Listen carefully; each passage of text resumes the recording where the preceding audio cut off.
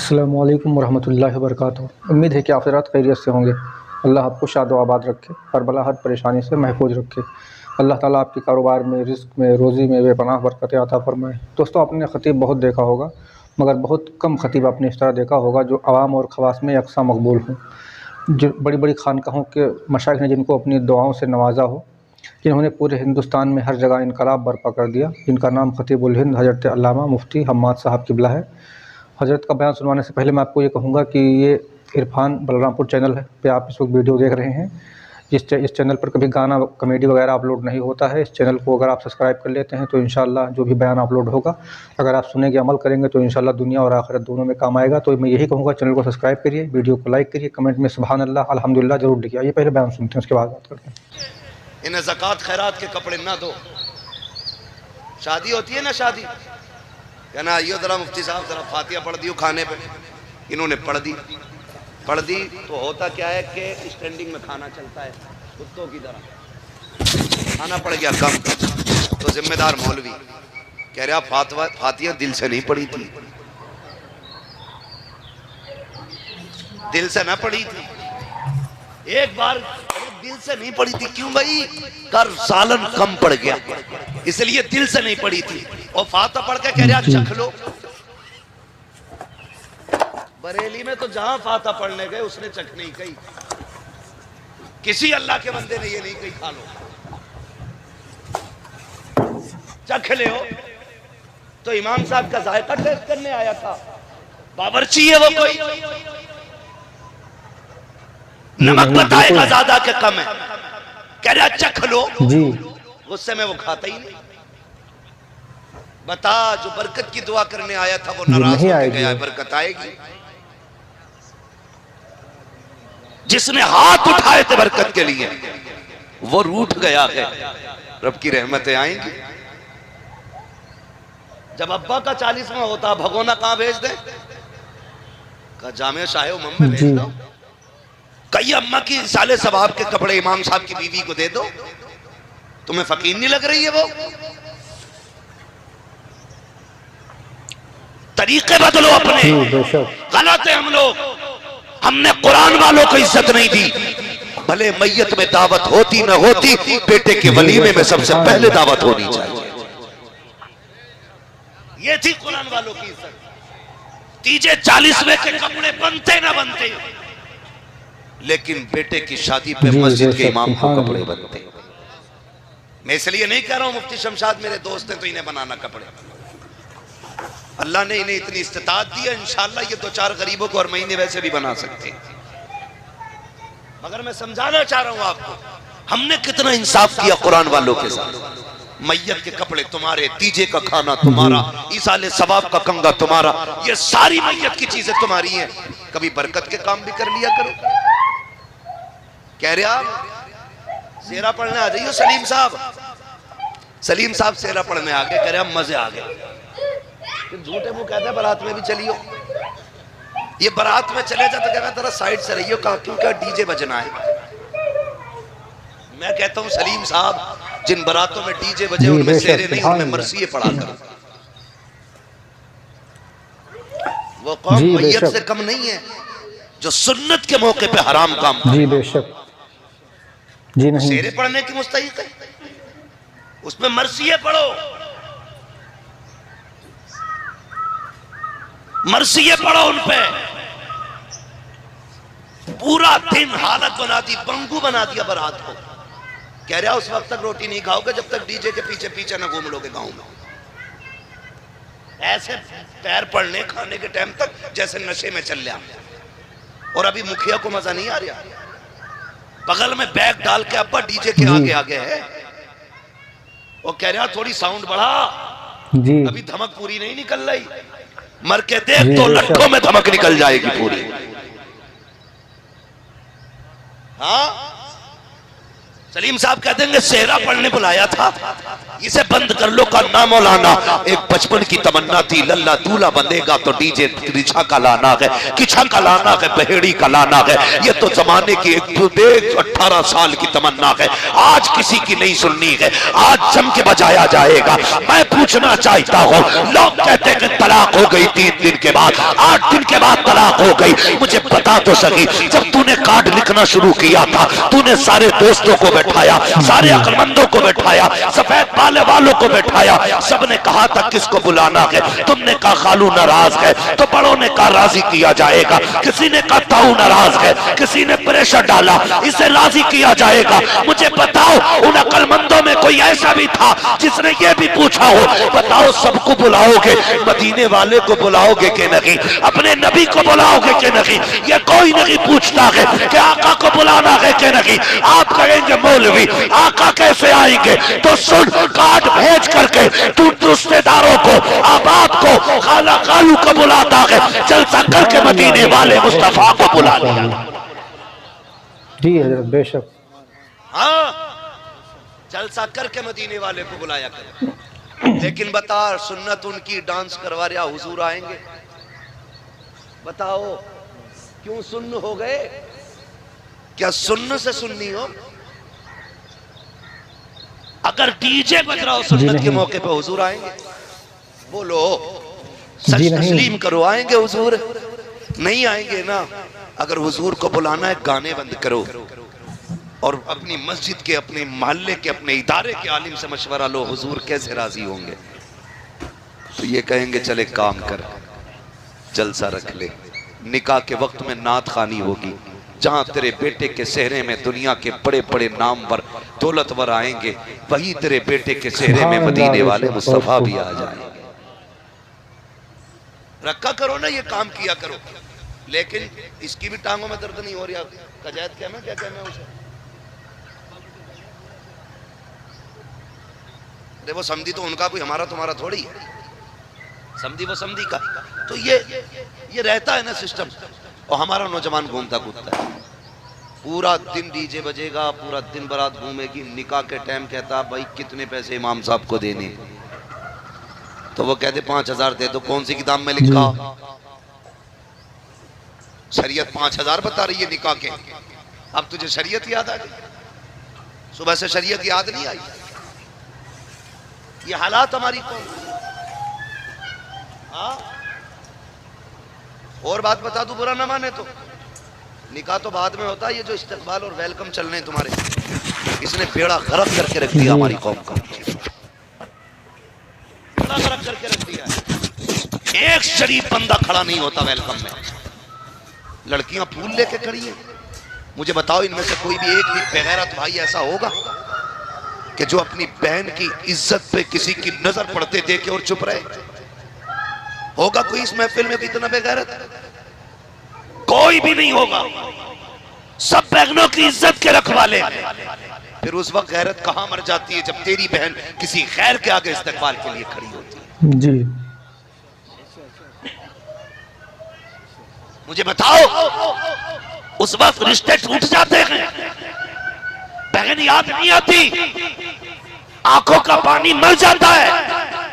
और हालत ये होती है, यार की शादी में शराब पी पी के लोग चलते गए, कदम बैठते गए, आग लगे ऐसे शहरों में जो शरीयत को तार तार करते गए। हमें वो दूल्हा प्यारा नहीं जो सुन्नत से खिलवाड़ करे, हमें वो दूल्हा प्यारा है जिसे शरीयत भी प्यारी हो, मुस्तफा की उम्मत भी प्यारी। माशाअल्लाह।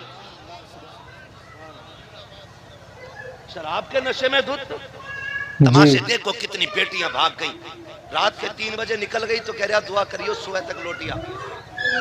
कहा क्यों? अगर 3 बजे ना आई, रात को ना गई ना फजर तक, तो जनाजा निकल जाएगा इज्जत का। मैंने कहा नादान तूने गलत कहा है, इज्जत का जनाजा सुबह नहीं निकलेगा, इज्जत का जनाजा उस दिन निकल गया था जिस दिन तेरी बेटी दुपट्टा कंधे पे रख के बेगैरतों के आगे हाथ में थाली में फूल लेके खड़ी थी, और बेगैरतों के ऊपर जब फूल डाल रही थी, तेरी इज्जत का जनाजा तो उसी दिन निकल चुका था। तेरी गैरत उस दिन मर गई थी जब तेरी बेटी आकर के किसी गैर के आगे मुस्कुरा मुस्कुरा के जूस पिला रही थी। उस दिन तेरी इज्जत का जनाजा निकल गया था, अब तो खाली तमाशा होना बाकी था।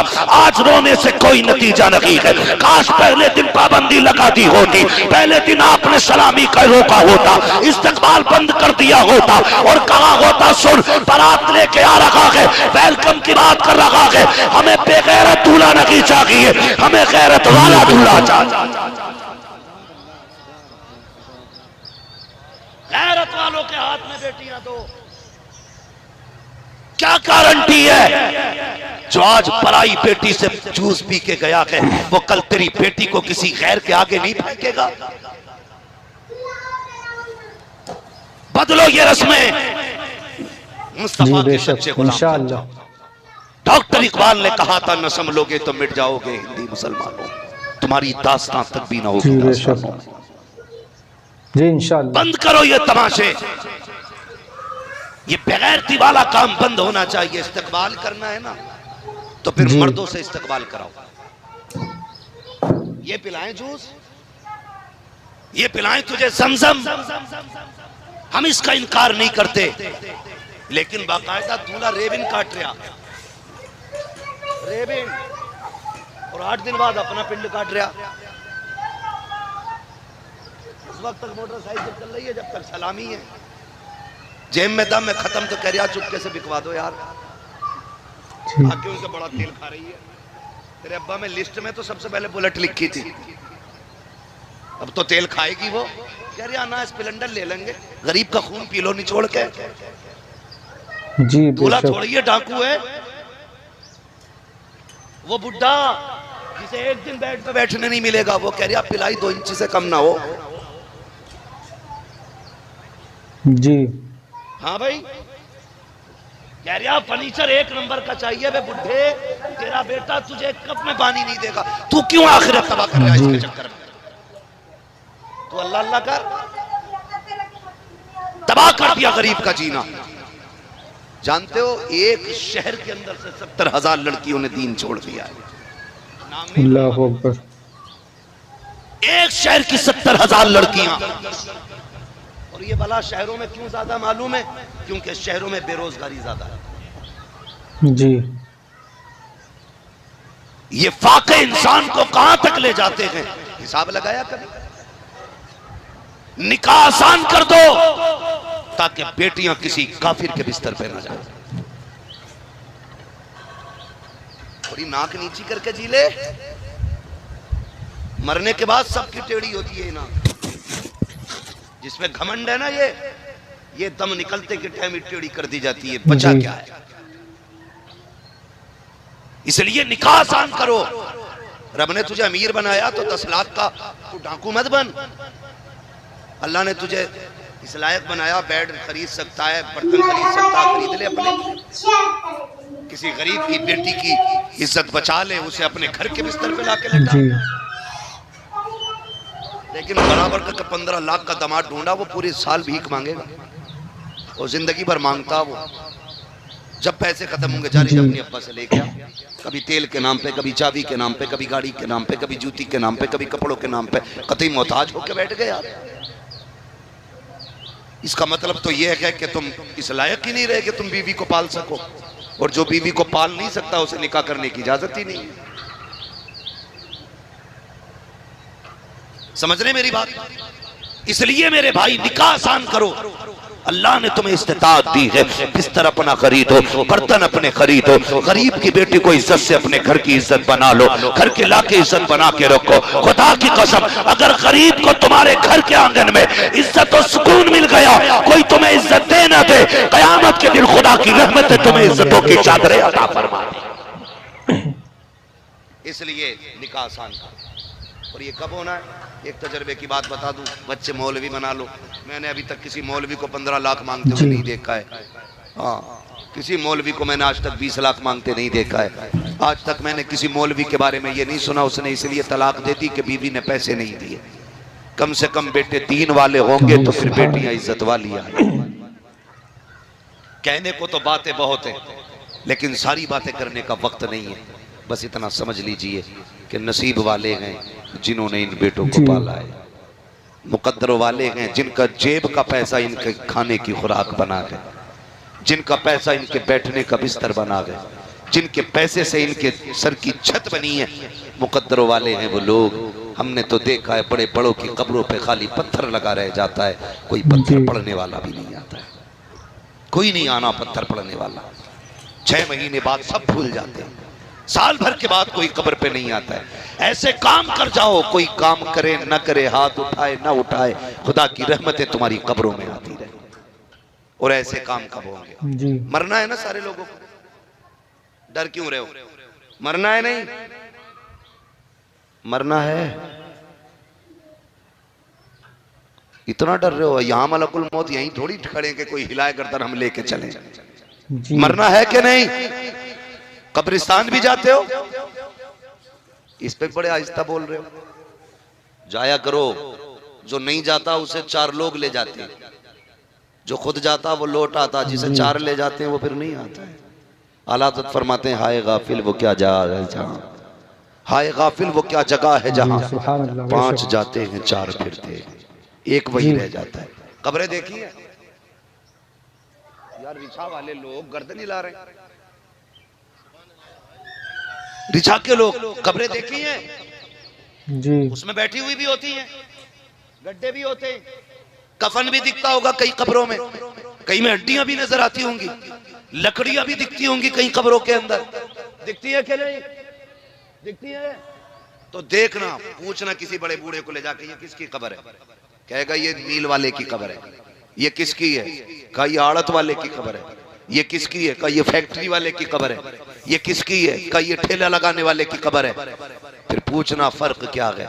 मील वाला भी वहीं लेटा है जहां ठेले वाला लेटा है, हाँ, गरीब भी वहां लेटा है जहां करोड़पति लेटा है। देखना जाके, कब्र इसकी भी ढह गई, कब्र उसकी भी ढह गई। साल भर बाद न इसकी कब्र पे कोई आया, ना उसकी कब्र पे कोई आया। कब्रों में लेटे लेटे याद करते हैं, कोई आ जाए, कोई आ जाए, सवाब पहुंचाओ हमें, पहुंचाओ हमें सवाब। पहुंचाए कौन? दौलत तो सारी लल्ला को दे गए थे, और लल्ला डांस कर रहा तुम्हारी दौलत पे। लठिए तो 4 फालतू लग जाएंगे, सवाब नहीं मिलने वाले। इसलिए कि तुम्हारी दौलत से अगर बेटा गुनाह करेगा, हिसाब तुम्हें भी देना। ये बात कान खोल के सुन लेना, तुम्हारी छोड़ी हुई दौलत बेटे बाप करेंगे, हिसाब उसका तुम्हें भी देना है। अगर चाहते हो कब्र में राहत हो, कब्र में सुकून हो, तो अपने जीते जी आओ इस इदारे की तरफ, मदरसा शाह उमम के अंदर आओ। आने के बाद पूछो कभी हजरत से, बताओ हफ्ते का खर्चा कितना है मदरसे के बच्चों का? अगर अल्लाह ने इस्तिताअत दी है, 8 दिन का खर्चा कोई अपने जिम्मे ले ले, अल्लाह ने तौफीक दी है। कोई महीने का खर्चा खाने का उठा ले, अल्लाह ने किसी को तौफीक दी है। अगर गरीब है कोई, अगर चाहता है दाईमी नेकी हासिल करना, 1 दिन के खाने का खर्चा कोई उठा लो, ला के दे दो। अगर तेरे दिए पैसे से इसके खाने का खर्चा हो गया, तो जब जब जगह जगह ये कुरान पढ़ेगा या लोगों को कुरान पढ़ाएगा, कोई हाथ उठाए ना उठाए, खुदा तेरी कब्र में रहमतों के दरवाजे खोलेगा। और जब तेरे पैसे से ये दीन हासिल करके किसी को राहत पहुंचाएगा, अल्लाह जन्नत की खिड़की खोल के तेरी कब्र में तुझे राहत अता फरमाएगा। जी जरूर, इंशाअल्लाह करेंगे इंशाअल्लाह ऐसा। अल्हम्दुलिल्लाह, आपने इसका मतलब पूरा बयान सुन लिया है, आप यहाँ तक आ गए हैं। तो दोस्तों, बयान कैसा लगा कमेंट में ज़रूर बताइए। और हज़रत ने अपने बयान में कितनी अच्छी अच्छी बातें बयान किया, जो आपने सुना होगा खुद। हज़रत ने फरमाया कि फ़ातिहा पढ़ना कैसा है, हज़रत ने बताया कि फ़ातिहा किस तरीके से पढ़वाया जाए। हज़रत ने भी बताया कि इमाम को जब बुलाया जाए तो खाना किस तरीके से खिलाया जाए। ये कहा जाए कि चख लो या खा लो। अगर आप चखने के लिए कहेंगे तो इमाम गुस्सा हो जाएंगे, खाएंगे ही नहीं, और या तो शर्मा जाएंगे, मतलब तो खाएंगे नहीं, वो चले जाएंगे चुपचाप। तो हज़रत ने भी फिर फरमाया कि घर में बरकत कैसे आएगी। हज़रत ने ये भी फरमाया कि शादी का तरीका जो आज मुसलमानों में जो है वो बहुत ही गलत है। शादियों का तरीका बदल देना चाहिए। जो शादियों में बहुत सारे पैसे खर्च होते हैं, कई गरीबों में भी कई लाख रुपए खर्च आजकल हो रहे हैं, और अमीरों में तो करोड़ों खर्च होते हैं। तो हज़रत ने फरमाया, कहने का मतलब हज़रत का ये था कि जो हमारे मुसलमान कौम आज शादियों में पैसा खर्च कर रहे हैं, उनको जो है शादियों के बजाय अपने बच्चों के तालीम पे खर्च करना चाहिए, तो ज़्यादा अच्छा होगा। आज मुस्लिम कौम आगे बढ़ सकती है। हज़रत ने भी फरमाया कि शादियों में लोग आजकल सबको राज़ी कर लेते हैं, मगर अल्लाह रसूल को नाराज़ कर देते हैं। जबकि अगर अल्लाह रसूल राज़ी हैं तो पूरी दुनिया आपसे खुश हो जाएगी इंशाअल्लाह। हज़रत ने भी फरमाया कि दूल्हे को आंगन में बुलवाना कैसा है? ये बेवकूफ़ी है, एक सरासर बेवकूफ़ी और बेगैरती है। जो दूल्हे को लोग आंगन में बुलवाते हैं और पूरे मोहल्ले पूरे जवार के लड़के जो बारात में जाते हैं वो वहीं पे रुके रहते हैं ताकि वहाँ पे बेहयाई हो, आराम से उनको देखने को मिले, उनको मज़ा आ जाए। फिर हज़रत ने भी फरमाया कि जो है बूढ़े लोग जो है जहेज़ क्यों मांगते हैं? बूढ़ों को दहेज मांगने की क्या ज़रूरत है? वो तो कब्र में जाने वाला है, कम से कम वो अपना आखिरत बनाए, जहेज मांग के क्यों अपनी आखिरत ख़राब करता है। फिर हज़रत ने भी फरमाया कि निकाह आसान करो ताकि बुराइयाँ कम हो जाएँ। आज हमारी कौम में बहुत ज़्यादा बुराइयाँ फैल चुकी हैं। हज़रत ने फरमाया कि निकाह को आसान करो ताकि बुराइयाँ जो है कम हो जाएँ। हज़रत ने भी फरमाया कि कब्र वाले क्या सोचते हैं, कब्र वाले के बारे में हज़रत ने बताया कि वो क्या सोचते हैं, क्या चाहते हैं। हज़रत ने भी बताया कि पैसा कहाँ खर्च करो। पैसा जो है हज़रत ने फरमाया कि कमाओ, हलाल पैसा कमाओ और अच्छे जगह पे खर्च करो। ऐसा नहीं कि आप गुनाह के काम में लगा दो तो आपके पैसे का गुनाह आपको मिले। इसी तरीके से हज़रत ने बहुत सारी बातें बयान में कहा। उम्मीद है कि आपको बहुत कुछ सीखने को मिला होगा इस बयान से। तो इसी उम्मीद के साथ मैं आज का वीडियो ख़त्म करता हूँ। तब तक मेरे लिए, पूरी उम्मत के लिए, अपने प्यारे मुल्क भारत के लिए खूब खूब दुआएँ करते रहें। मिलते हैं किसी नए बयान के साथ। तब तक के लिए अस्सलामु अलैकुम व रहमतुल्लाहि व बरकातहू।